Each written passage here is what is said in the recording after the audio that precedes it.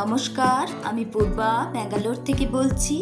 কাছে দূরে দেশ ও দেশের বাইরে যে যেখান থেকে আমার ভিডিওটি দেখছেন সকলকে আমার আন্তরিক শুভেচ্ছা। ব্যাঙ্গালোরে বাঙালি চ্যানেলে আপনাদের সকলকে আবারও স্বাগত। দক্ষিণ ভারতে কর্ণাটক রাজ্যের রাজধানী হচ্ছে ব্যাঙ্গালোর।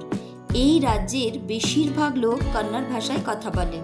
কন্নড় ভাষাতে এর উচ্চারণ হচ্ছে বেঙ্গালুরু, আর অফিসিয়ালভাবেও এই শহরকে বেঙ্গালুরু বলা হয়। তো আজ আমি এই বেঙ্গালুরুর আশেপাশে খুব সুন্দর 8টি ঘোরার জায়গা নিয়ে কথা বলবো। এর মধ্যে বেশিরভাগ জায়গায় ধার্মিক স্থান, ধর্মীয় স্থান। এই ধর্মীয় স্থান হলেও যারা প্রকৃতিপ্রেমী আশা করছি তাদের খুবই ভালো লাগবে। প্রথম ঘোরার জায়গাটি হচ্ছে তিরুপতি। অন্ধ্রপ্রদেশে তিরুমালা পর্বতে ভগবান তিরুপতি বালাজি অবস্থান করছেন। ব্যাঙ্গালোর থেকে তিরুপতি যেতে হলে ট্রেনে বা বাসে যেতে পারবেন। ট্রেনে ও বাসে প্রায় 4 থেকে 5 ঘন্টা মতো সময় লাগবে। তিরুপতি স্টেশনে নামতে হবে বা রেনিগুন্টাতেও নামতে পারেন। তিরুপতি রেল স্টেশনে ঠিক সামনেই দেখতে পাবেন বিষ্ণু নিবাসম কমপ্লেক্স। এখান থেকে দর্শনের জন্য টোকেন পাওয়া যায়, তবে এই টোকেন নেওয়ার জন্য 2 থেকে 3 ঘন্টা লাইনে দাঁড়িয়ে আপনাকে টোকেন সংগ্রহ করতে হবে।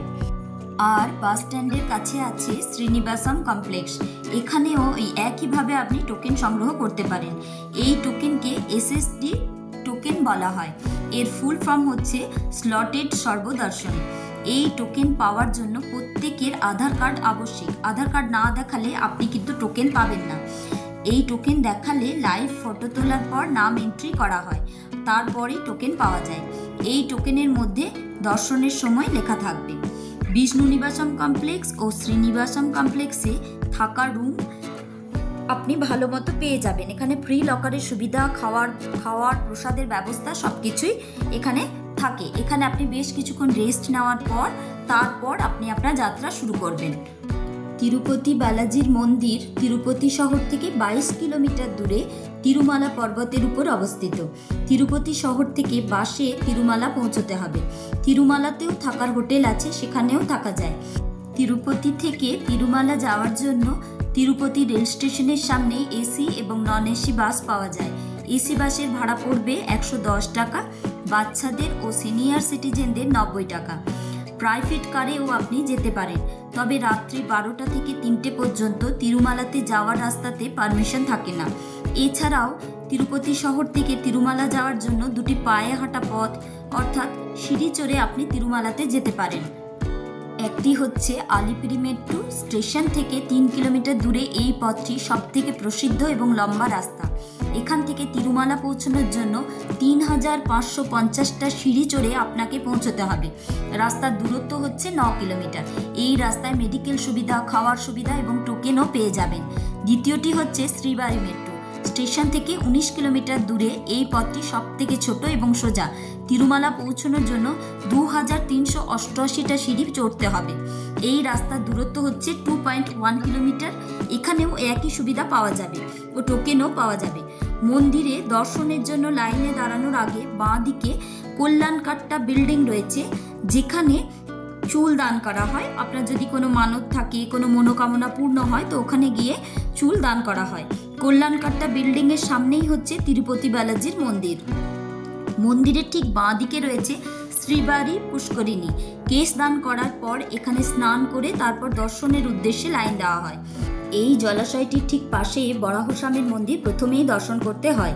এর পাশেই রয়েছে অন্নপ্রসাদম সেন্টার। এখানে ফ্রিতে প্রসাদ পাওয়া যায়। এই সেন্টারে সকাল 8টা থেকে রাত্রি 10:30 পর্যন্ত খোলা থাকে। এখানে কলা পাতায় ভোগ বিতরণ করা হয়। এরপর ATGH সার্কেল কিউতে গিয়ে দর্শনের জন্য লাইনের জন্য দাঁড়াতে হবে। সাধারণত 5-6 ঘন্টার মধ্যে দর্শন হয়ে যায়, কিন্তু ভিড় থাকলে আরও সময় লাগবে। লাইনে কিছু দূর যাওয়ার পর ফোন, লাগেজ জমা রাখতে হবে। টোকেন প্রপারলি চেক করা হয়। তারপর বড় রুমে বেশ কিছুক্ষণ রাখা হয়। সেখানে খাওয়ার ব্যবস্থা থাকে। মুখ্য প্রবেশ দরজায় প্রবেশ করার সময় সামনে বড় রূপোর দরজা দিয়ে প্রবেশ করতে হবে।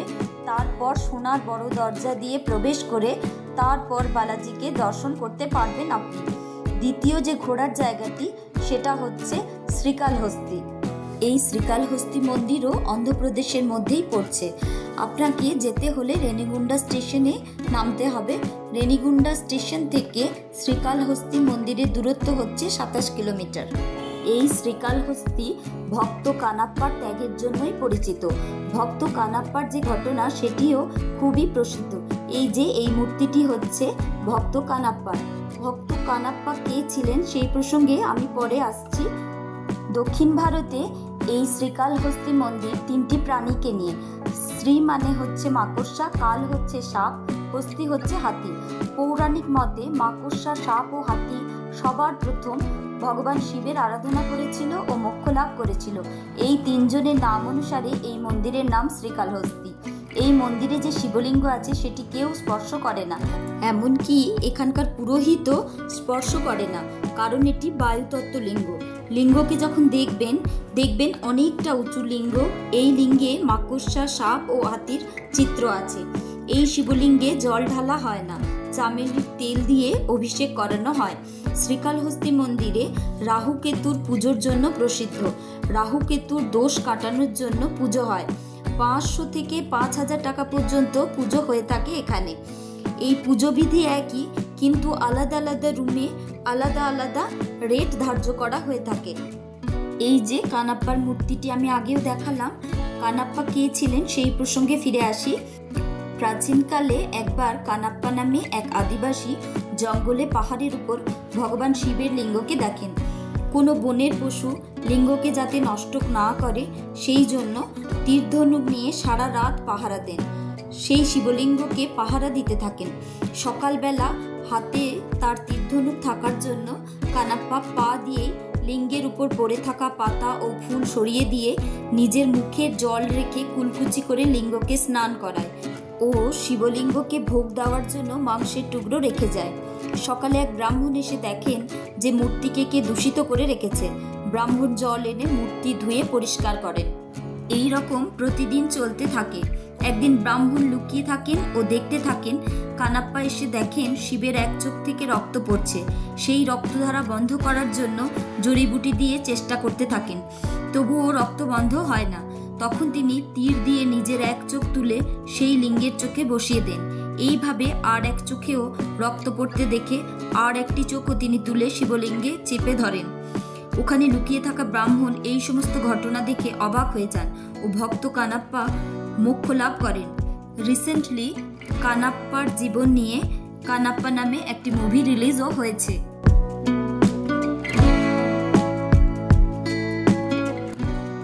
3 নম্বর হচ্ছে ভেলোর নারায়ণী গোল্ডেন টেম্পল। এটি ভেলোরে অবস্থিত। ব্যাঙ্গালোর থেকে 160 কিলোমিটার দূরে অবস্থিত। এই স্বর্ণ মন্দিরটি 1500 কেজি শুদ্ধ সোনা দিয়ে তৈরি। 300 কোটিরও বেশি খরচ হয়েছিল মন্দিরটি বানাতে। দেশের যে কোনো জায়গা থেকে এই মন্দিরে পৌঁছতে হলে 3টি অপশন রয়েছে।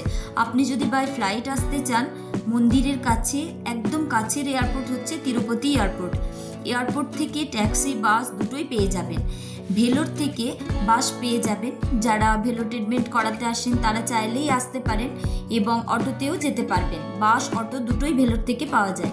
আর যদি ট্রেনে আসতে চান, কাটপাটি স্টেশনে নামতে হবে। এই স্টেশন থেকে মন্দিরের দূরত্ব হচ্ছে 21 কিলোমিটার। এখান থেকেও বাস, অটো দুটোই পেয়ে যাবেন মন্দিরে পৌঁছানোর জন্য। ইনি হচ্ছেন শ্রী শক্তি আম্মা। ইনি এই মন্দিরের নির্মাতা। 4 নম্বর ঘোরার জায়গা হচ্ছে ঐতিহাসিক শহর মহীশূর। মহীশূরের প্রধান আকর্ষণ হচ্ছে মহীশূর প্যালেস। এখানকার রাজা কৃষ্ণরাজা ওয়াদিয়ারের চতুর্থের মূর্তি এটি।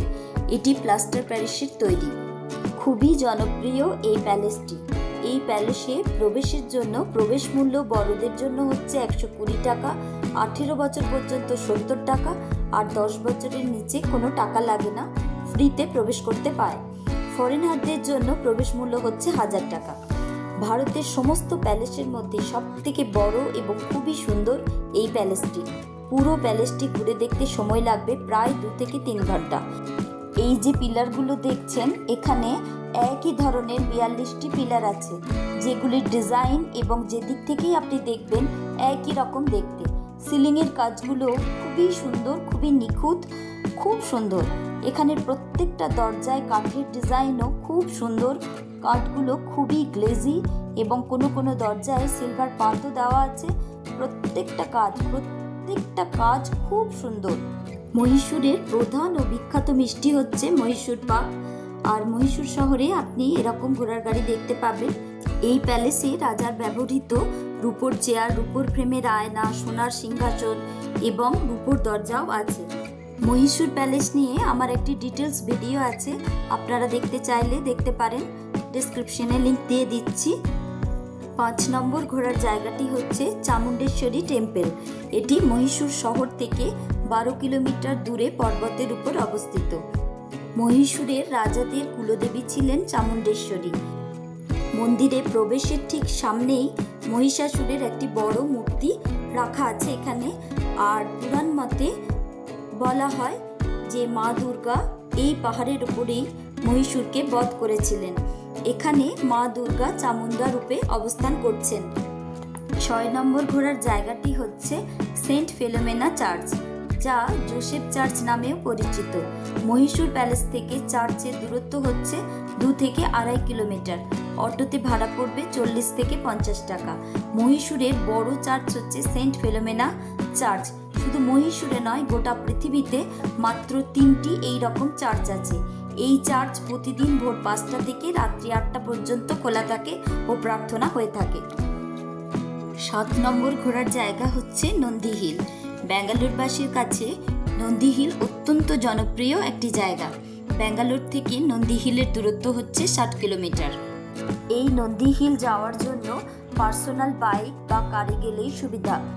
কিছু বাস আছে যেগুলো ব্যাঙ্গালোর থেকে ছাড়ে সকাল 8টা সাড়ে 8টা নাগাদ, ফিরে আসে বিকাল 3:30 থেকে 5টার মধ্যে। নন্দী হিলে যাওয়ার টিকিট মূল্য হচ্ছে 20 টাকা।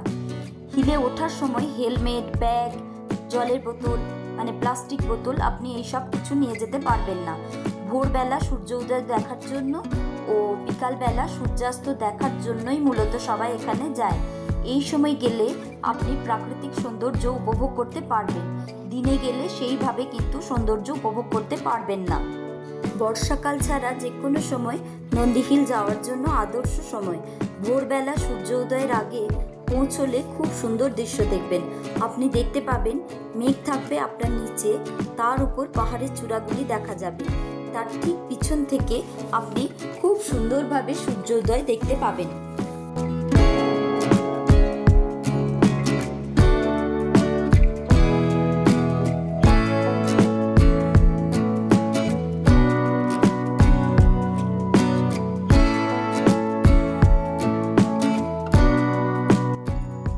8 নম্বর ঘোরার জায়গাটি হলো আদিযোগী।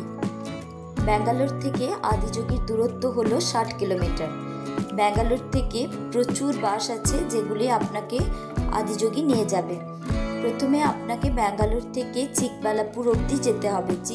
চিকবালাপুরে বাস থেকে নেমে আপনি ওখানে আদিযোগী যাওয়ার জন্য প্রচুর বাস এবং অটো পেয়ে যাবেন। আর আপনি ট্রেনেও যেতে পারেন। ট্রেনে গেলেও আপনাকে চিকবালাপুর স্টেশনে নামতে হবে। ওখান থেকে আপনি প্রচুর অটো পেয়ে যাবেন, যেটা আপনাকে সরাসরি আদিযোগীর কাছে পৌঁছে দেবে। সদ্গুরুর ঈশা ফাউন্ডেশনের প্রধান কার্যালয় হচ্ছে তামিলনাড়ুর কোয়েম্বাটুরে। এই কোয়েম্বাটুরের এই মূর্তি যোগা আশ্রম স্থাপিত হয়েছিল 1992 সালে। আর এই ব্যাঙ্গালোরের মূর্তিটি উন্মোচন করা হয় 2023 সালের 15 জানুয়ারি। কোয়েম্বাটুরের এই মূর্তিটি এবং ব্যাঙ্গালোরের মূর্তিটির উচ্চতা 112 ফুট। কোয়েম্বাটুরের মূর্তি এবং ব্যাঙ্গালোরের মূর্তির উচ্চতা, ব্যাস সবই এক। প্রথমেই আমরা ত্রিশূল ঘেরা মন্দিরটি দর্শন করার পরে এই যে সামনেই নাগদেবতার মন্দির, এই নাগদেবতাকে দর্শন করলাম এবং স্পর্শ করার পর একটু সিঁদুর নিয়ে সামনে এগিয়ে গেলাম। এই যে দেখুন বিশাল বড় চত্বর, এই চত্বর পেরিয়ে আমরা সোজা ওই মূর্তিটির কাছে যাব। এই মূর্তিটির কাছে ক্যামেরা অ্যালাউ আছে, কিন্তু নিচে গর্ভগৃহে ক্যামেরা অ্যালাউ নেই। এই গর্ভগৃহে যোগেশ্বর শিবলিঙ্গ বিরাজ করছেন। আর এই যে দেখুন মূর্তির সামনে বিশাল বড় নন্দী ভগবান বিরাজ করছেন। গর্ভগৃহে যে যোগেশ্বর শিবলিঙ্গ স্থাপিত আছে সেটি ব্রোঞ্জ জাতীয় কোনো ধাতু দিয়ে তৈরি। আর ওই শিবলিঙ্গকে ঘিরে যত নাগদেবতা আছে সমস্তগুলো তামার তৈরি। এই শিবলিঙ্গে আপনি জল ঢালতে পারবেন, ফুল বেলপাতা অর্পণ করতে পারবেন, আর এখানে আপনি একদম সাইলেন্ট হয়ে জপ ধ্যান করতে পারবেন ফোন সাইলেন্ট রেখে। কিন্তু এখানে কোনো উপকরণ আপনি বাইরে থেকে আনতে পারবেন না, এখানেই কিনে নিতে হবে। আর এই যে রাত্রিবেলায় যে লাইট অ্যান্ড সাউন্ডের শোটা হয়, এটা খুবই সুন্দর হয়। এই লেজার লাইট শোটা খুব সুন্দর হয়। আদিযোগী ট্যুর নিয়ে আমার একটি ডিটেলস ভিডিও আছে, আপনারা চাইলে দেখতে পারেন, আমি ডেসক্রিপশনে লিংক দিয়ে দিচ্ছি। আমার এই ভিডিওটি যদি আপনাদের ভালো লেগে থাকে প্লিজ লাইক করতে ভুলবেন না, আর অবশ্যই চ্যানেলটি সাবস্ক্রাইব করে নেবেন পরের ভিডিওগুলি দেখার জন্য। আজ এই পর্যন্তই, ভালো থাকবেন, সুস্থ থাকবেন, দেখা হবে খুব তাড়াতাড়ি অন্য একটি সুন্দর ব্লগে।